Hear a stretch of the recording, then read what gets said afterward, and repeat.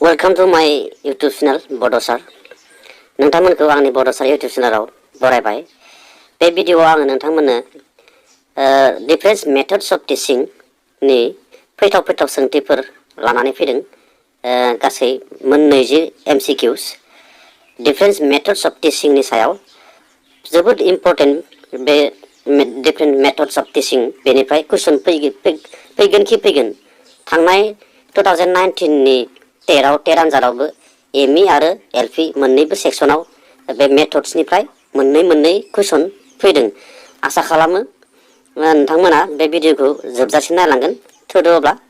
जों दिनैनि बे MCQsफोरखौ सोंथिफोरखौ नायलांनोसै।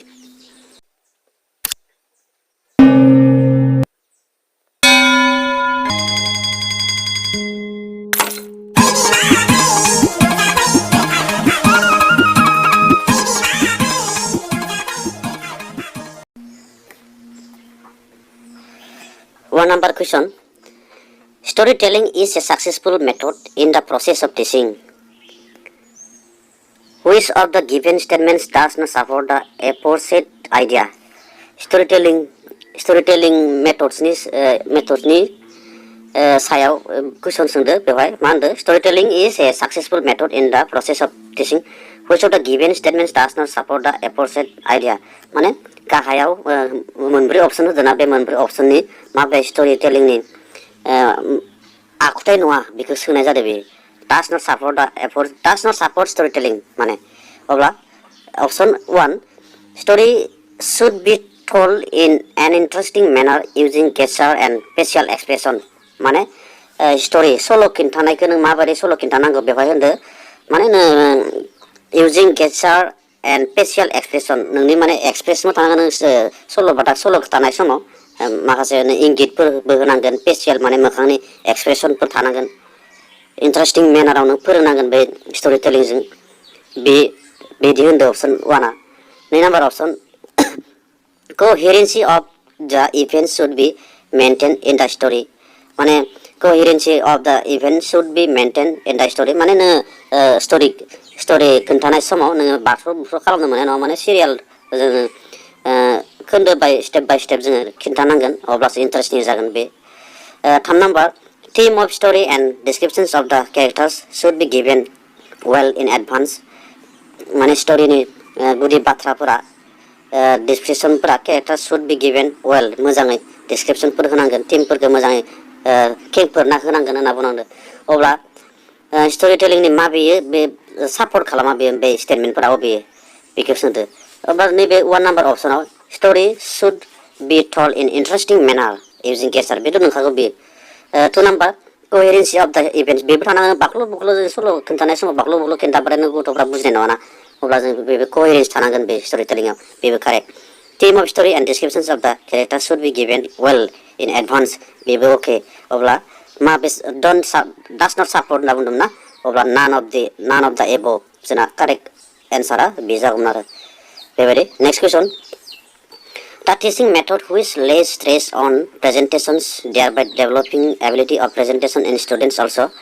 cognitive and affective domains can also be developed by using this method. This method is called माने your presentation teaching method which lays stress मायाव presentationआव stress होयो developing ability of presentation in students also cognitive and affective domains can also be developed by using this method माबे मेथडखौ सोंदो बेवहाय ना lecture method ना अट'क्रेटिक method ना हिउरिस्टिक method ना tutorial method नै बेनि कारेक्ट एन्सारा लेक्चार मेथड गोसोआव लागे प्रेजेन्टेसन होननाय सोदोब थायोबा बे लेक्चार मेथडआ जागोन बे। Next number 3 number for the students of 3rd class which will be the best way of teaching थामथि थाखोनि थाखाय माबे फोरोंनायनि आदबा माने बेस्ट साबसिन आदब होनना बुंदों थाखो 3नि थाखाय थाखो 3नि फरायसाफोरखौ फोरोंनायाव माबे मेथड 1 नाम्बार लेक्चार मेथड ना 2 नाम्बार क्रिएशनल एक्टिभिटिस ना ग्रुप डिस्काशन्स ना लेबरेटरि मेथड थाखो 3आव फरायनाय गथ'फोरनो मा लेक्चार मेथडफोराबो एसेबां मोजां खामानि होआ बे लेक्चार मेथडआ लेबरेटरि मेथड बेफोरबो थाखो 3आवलाय नों मा लेबरेटरि नांलायगौ जोंनो बेखौ नाङा 3 नाम्बार ग्रुप डिस्काशन बे थाखो 3नि गथ'फोरा मा ग्रुप डिस्काशन खालामनो हानो ओंखायनो क्रिएशनल एक्टिभिटिस नै बेनि आन्सारा बे जागौमोन बेखौ गोसोआव लाखि। For the students of third class, creational activities is the best way of teaching. Bini jagan bini answer. Next number 9. In project method. 3 number ni pe 9 number muni pe sorry de ra. 4 number e baklo de se. Jom 4 number nagrani. The teaching method in which 2 or more teachers make a plan of the subjects co-operatively. माने ओरैबायदि फोरोंनाय आदब जेराव सानै बा सानैनि बांसिन फोरोंगिरिफोरा co-operatively गावजों गाव हेफाजाब होनानै खामानि मावो a plan of the subjects co-operatively carry it out and always evaluate its effects on the students periodically is called माने सानै एबा सानैनि बांसिन फोरोंगिरिफोरा ज' लोगो नांनानै खामानि मावनाय माबे मोनसे आदबाव audio visual teaching 3 number individual teaching बेनिया team teaching 2 or more teachers make a plan co-operatively team teaching जागोन बेनि आन्सारा बेबायदि 5 number match the elements in list 1 with that of list 2 and choose the correct alternatives याव बेबो जों इखौ जुम खालामना होनोसै बेवहाय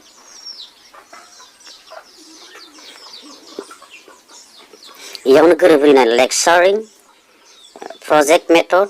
heuristic method, program learning. नोंथांमोना बे lecture method, project method, heuristic method, program learning method बेफोरखौ बुजिबानो हागोन। नै बेवहाय heuristic method नि गायसनगिरिया नैबे 4 number बेखौ गोसोआव लाखि प्रफेसर आर्मस्ट्रं heuristic method नि अब्ला C आ 4 अब्ला मा जागोन जोंना आन्सारा C 4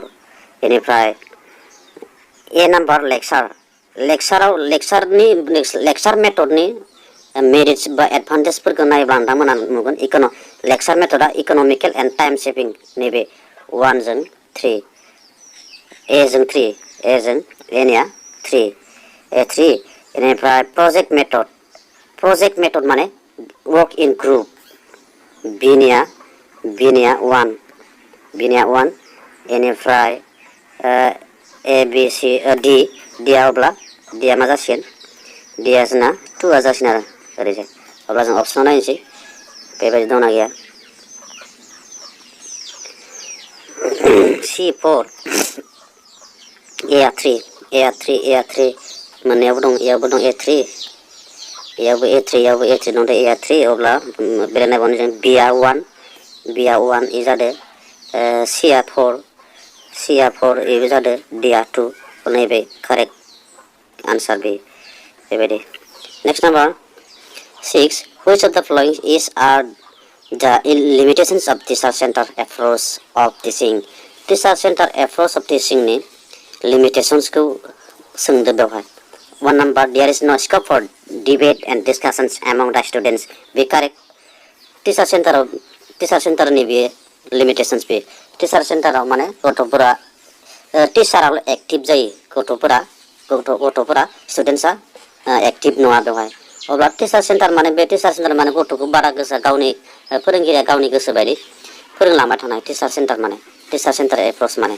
अब्ला बेवहाय गथ'फोरा डिसकासन होनो कुइसनफोर सोंनो मोना बे मेथडआव बारा अब्ला बे correct 2 number it retards creativity of the children इबो अके ओमफ्राय evaluation is mostly summative in nature बेबो अके अब्ला गासिबो नंगौ अब्ला अपसनाव D number नि 1 2 and 3 बेबायदि 7 number from the following list of methods of teaching used in institutions of higher learning identify those which are learner center गाहायाव मोनबा मेथड्स होदो बे मेथड्सफोरनि माबे लार्नार सेन्टार एबा चाइल्ड सेन्टार एबा स्टुडेन्ट सेन्टार बबे मेथड्सआ बेखौ सोंदों माने दा बेवहाय अब्ला प्रजेक्ट वर्क बे प्रजेक्ट वर्कआव लार्नार सेन्टार नङा बे प्रजेक्ट वर्कआ सक एन्ड टक बेयो लेक्चार मेथडनिनो बाहागो बे लेक्चार मेथडखौनो सक एन्ड टक मेथड्स होनना बुङो लेक्चार मेथड नैबे लेक्चार मेथड आरो सक एन्ड टक बे मेथड्सआ टिचार सेन्टारसो बे ए जों बि जों सि जों नङा बेनिफ्राय कम्पिउटार एडेड इन्सट्राक्सन माने बेवहाय बे स्टुडेन्ट सेन्टार जागोन बे लार्नार सेन्टार गथ'आ एक्टिभ डाइरेक्टलि पार्टिसिपेट खालामबासो कम्पिउटार एडेड इन्सट्राक्सन बे कम्पिउटारजों फोरोंनाय आदबाव बेवहाय गथ'आ नों एकदम एक्टिभ जाथारनांगोन ना बे अब्लासो कम्पिउटार एडेड इन्सट्राक्सना मा टिचार लार्नार सेन्टार बेयो सिमुलेसन एन्ड रल प्लेइं बेबो रल प्लेइंआवथ' नों एक्टिभ जाथारनांगोन ना गथ'आ नों रल खालामथारनांगोन बे अब्ला बेबो अब्ला जोंना प्रजेक्ट वर्क बे प्रजेक्ट वर्कआबो मोनसे लार्नार सेन्टारानो बेखौ गोसोआव ला प्रजेक्ट वर्क माने स्टुडेन्टफोरखौ फिसा फिसा ग्रुप खालामनानै फोरोङो ओमफ्राय गावसोरखौनो बेखौ मा होनना बुङो स्टुडेन्ट सेन्टार ओमफ्राय स्टुडेन्टस आर डिभाइडेड इनटु स्मल ग्रुप्स होनना बुङो बे सेन्टाराव प्रजेक्ट वर्कआव ओमफ्राय बेवहाय मा होनो गथ'फोरा गावसोरो एकदम एक्टिभ पार्टिसिपेन्ट जानांगौ बे मेथडआवबो अब्ला ए नाम्बाराबो नंगौ जोंना अब्ला ए डि इ अपसनाव ए डि गैया एखौ होआखै अब्ला जोंना मा जागोन नैबे जागोन 2 number D N E correct answer बे बेयाव एखौ होदोंना खिन्थु बिआथ' नङाना बिआथ' नङाना बेयाव बि आरो सिआथ' नङा बे 3आव बे बि आरो सिआथ' नङाना खिन्थु नैबे प्रजेक्ट वर्कआबो जोंना स्टुडेन्ट सेन्टार बेखौ गोसोआव ला खिन्थु अपसनाव होदियाना बेखौ गोरोबदियाना बे गोरोबनाया अब्ला नैबेल' जाबाय 2 नाम्बार बेबायदि आरो next question 8 To concretize the abstract concepts in a slow learner's classroom, the best method for a teacher is कुइसनखौ बुजिनांगोन to concretize the abstract concepts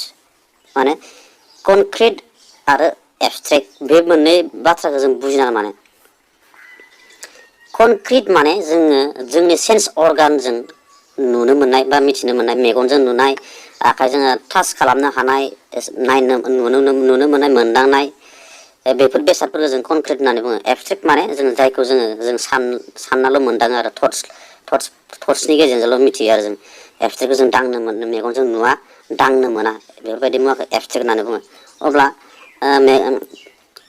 कनक्रिटाइज माने एबस्ट्रेक्टफोरखौ कनक्रिटाइज खालामनो दांनो हायि मेगनजों नुयि बेफोरबायदि कनसेप्टखौ गोरलै खालामनो कनक्रिटाइज खालामनो थाखाय माबे मेथडा माने बेस्ट मेथड होनना बुंदों बेयाव लेक्सार मेथड बि नाम्बार डिसकासन मेथड सि नाम्बार हम एसाइनमेन्ट मेथड बेवहाय नैबे डिमनस्ट्रेसन मेथडा जागोन बे मानोना बे मेथडआवसो नोङो गथ'फ्रा एकदम प्रेक्टिकेलि देखायथारो बेवहाय डेमनस्ट्रेसन मेथड दिन्थिफुंनाय आदब पुरा प्रेक्टिकेल लार्निं बाय डुइं मेथड्स बे गोसोआव माने गथ'फ्रा एकदम माने गावसोरनो प्रेक्टिकेल मावनानै सोलोङो बे मेथडजों बेबायदि आरो next question 10 Which of the following statements are true about project मेथडनि थाखाय माबे सैथो project method it is a task or an activity project मेथडा मोनसे एक्टिभिटि नंगौ बे project माने it has some purpose मोनसे प्रजेक्टआव पार्पस थानांगोन पार्पस गैयाबा प्रजेक्टआनो जानाय नङा बेबो नंगौ it is conduct in social and natural situations बेबो नंगौ अब्ला 1 2 and 3 गासिबो मोनथामबो नंगौ D number next number flowing are the stages of project method and teaching of mathematics without any logical order बेवहाय stage of project method होनदों अब्ला नोंथांमोना project methodनि stagesफोरखौ मिथिनांगोन project methodनि stage 6 stages दङ project methodsआव नोंथांमोना बेखौ गोसोआव लानांगोन आरो सिरियाल गोसोआव लानांगोन बेखौ सिक्वेन्सआवबो सोङो बे स्टेप्सखौ project methodनि स्टेप्सखौ दा नोंथांमोना बेखौ सिरियाल गोसोआव लानोबा नैबे सर्ट ट्रिक्स दङ नोंथांमोना बेखौ गोसोआव ला SC SCPR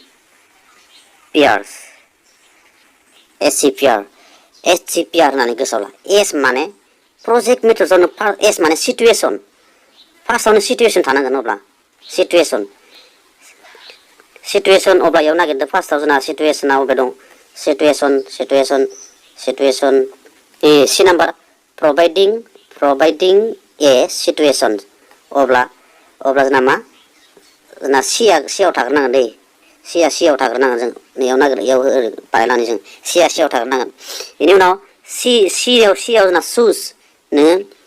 माने प्रजेक्ट मेथडआव नों फार्स्टआवनो सिटुएसन मा सिटुएसननि सायाव नों प्रजेक्ट खालामगोन मोनसे सिटुएसन थाग्रोनांगोन फार्स्टआव बिदिनो जादों ओमफ्राय नेक्स्ट चुजिं एन्ड पारपस इन दा प्रजेक्ट सि माने नैयो सि माने चुज नोङो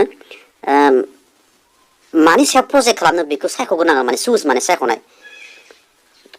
सरि नैबे फार्स्टनिया मामोन जोंना सिटुएसन जा एसमोन एस बेनि उनाव दाना सि फैबाय चुज खालामनांगोन दाना नों सिटुएसन मोनसे सिटुएसन लादो मा सिटुएसन सायाव प्रजेक्ट खालामनो नागिरदो बेनि उनाव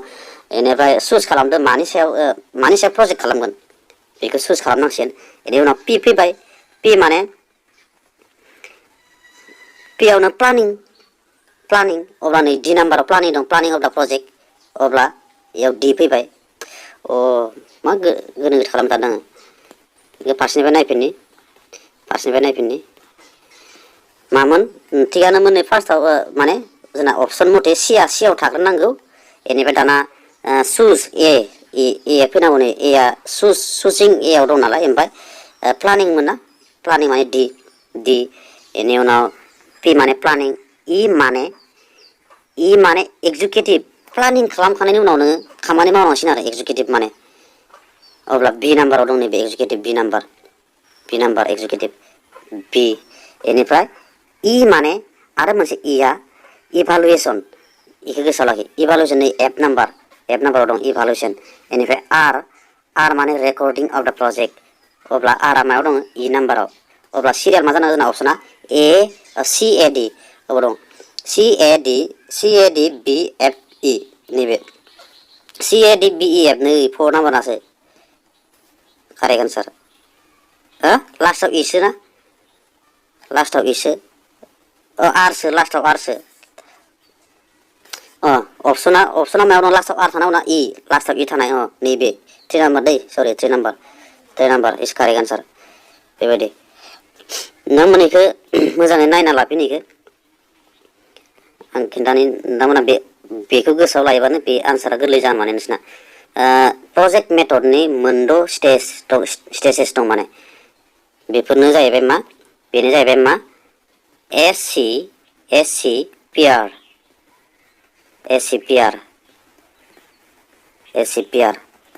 माने एस माने सिटुएसन सि माने चुजिं पि माने प्लानिं इ माने एक्जिकिउटिभ इ माने इभालुएसन आर माने रेकर्डिं दा बे मथे नों बेखौ साजायबानो मोनगोन आरो बेनि आन्सारखौ next number 12 the strength of project method lies in project मेथडनि स्ट्रेंथ मानि सायाव स्ट्रेंथ होयो प्रजेक्ट मेथडा बेखौ गोसोआव लाखि प्रजेक्ट मेथड माने नैबे ससियेल पार्टिसिपेसन कालेक्शन्स अफ इनफरमेसन बे नङा टिचार्स इन्सट्राक्सन्स बेबो नङा इन्डिभिजुवेल एंगेजमेन्ट बेबो नङा ससियेल पार्टिसिपेन्टनिफ्राय बांसिन प्रजेक्ट मेथडआबो स्ट्रिं जायो नेक्स्ट नाम्बार 13 हु वाज दा pioneer of the heuristic method of teaching दहायबो मोनसे मोन्दोंमोन जों गोरोबहोनायाव हिउरिस्टिक मेथडखौ सोर दैखांनाय हिउरिस्टिक मेथडनि मामोन प्रफेसर आर्मस्ट्रं बेबायदि 14 the heuristic method is a method according to which heuristic method is a method according to which learning occurs by doing. Learning occurs without a teacher. The learner follows the analytic method. The learner discovers things for himself. Heuristic method माने discover method बनाने बुङो बेखौ problem solving method बनाने बुङो बेखौ गोसोआव लाखि self डिस्कभार माने गथ'फोरनो गावसोरखौनो माने प्रब्लेम सल्व खालामनो होयो बे मेथडजों डिस्कभार खालामनो होयो माने डिस्कभार मेथड बे इम्पर्टेन्ट बे अब्ला नैबे गाहायनिया the learner discover things for himself गावसोरनो गाव माबा मोनसे डिस्कभार खालामनाय बेबायदि 15 in direct instructions method or lecture method the teacher is considered as in direct instruction method एबा lecture method आव teacher is considered direct lecture मेथडआव फोरोंगिरिखौ माननानै कनसिडार खालामो partner facilitator delegator formal authority नैबे फर्मेल अथरिटि जानांगौ बेयाव गोसोआव लाखि lecture method next number 16 most important work of teacher is फोरोंगिरिनि जोबोद गोनांथि हाबाया मोस्ट इम्पर्टेन्ट हाबा फोरोंगिरिया मा टु अर्गानाइज टिचिं वर्क फोरोंनाय हाबा फोरोंनायाल' सासे फोरोंगिरिनि इम्पर्टेन्ट हाबा जानो हाया बे नाम्बार 2 इभालुएट द स्टुडेन्ट्स गथ'फोरखौ आनजाद लानाय सोलोंथाइ होनाय serial number 2 deliver lecture in class lecture होनाय to take care of children the बेयाव बेस्ट अबे मोनसे खामानि जागोन फोरोंगिरिनि नैबे to take care of children नामोन गोसोआव लाखि बेबो गासिबो नोंगौ खामानि टिचारनि खिन्थु बेयाव बेस्ट मोस्ट इम्पर्टेन्टखौ सायख'नांगोन जों to take care of children गथ'खौ नों केयार खालामनांगोन बेबायदि 17 lecture method of teaching is नैबे नोंथांमोन आसाम टेट 2019 आव फैदोंमोन lecture method of teaching is teacher centric ना स्टूडेंट सेन्ट्रिक ना साइकोलॉजिकल बेस्ड ना एनवायरमेंटल सेन्ट्रिक लेक्चार मेथड माने लेक्चार होबाय थानो बे गावनि गोसो बायदि बे टीचार सेन्टार बे number 18 which of the following statement is correct regarding heuristic method of teaching Assam TET 2019 paper 2 ME section of फैदोंमोन माने बे heuristic method माने जों दहायनो मोनखाबाय ना heuristic method माने discovery method self discovery approach होननानै बुङो बेखौ अब्ला बेयाव अपसनफोराव नालाय engage the students actively and help them to get solutions of a problem in classroom the teacher is more active and students are passive ये नंखाथारा heuristic method आव students are active जानांगौ teachers are passive जानांगौ C number teacher presents pre-prepared materials in front of students बेबो नङा teaching activities are conducted with a project बेबो नङा अब्ला मा engage the students actively and help them to get solutions of a problem गावसोरखौनो them and help गावसोरखौनो solution दिहुननायाव हेफाजाब होनाय बेसो नंगौ माने गावसोरखौनो to help them to get solutions of a problem मोनसे प्रब्लेमनि सलुसनखौ गावसोरखौनो गथ'फोरखौनो स्टुडेन्टसखौनो नागिरनो होनाय बे मेथडआसो बे नंगौ बेबायदि 19 project method of teaching is developed on the basis of which philosophy जोबोद इम्पर्टेन्ट बे प्रजेक्ट मेथडखौ माबे फिलसफिनि सायाव बिथा खालामनानै दानाय जादों बे प्रजेक्ट मेथडखौ एबा नैबे प्रेगमेटिक फिलसफि माने प्रेगमेटिक फिलसफि माने मा इयाव माने गथ'फोरनि टीचार स्टुडेन्ट सेन्टार बे फिलसफियाबो माने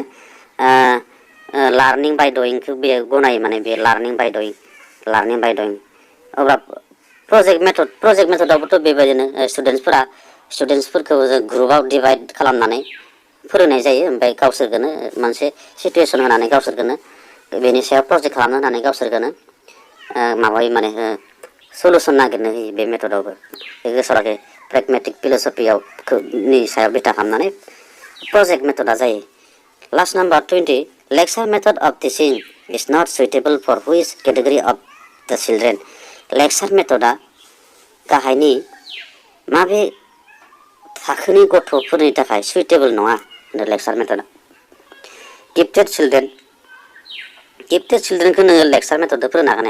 हायो गिफ्टेड चिल्ड्रेनखौबो एक्टिभ लार्नारखौबो हायो स्ल' लार्नारखौ नोङो एसेबां लेक्चार मेथडजों फोरोंबाय थाबाथाय जानाय नङा लेक्चार मेथड माने नों स्टुडेन्टआ पेसिभ माने एक्टिभ नङा अब्ला नों स्ल' लार्नार गथ'खौ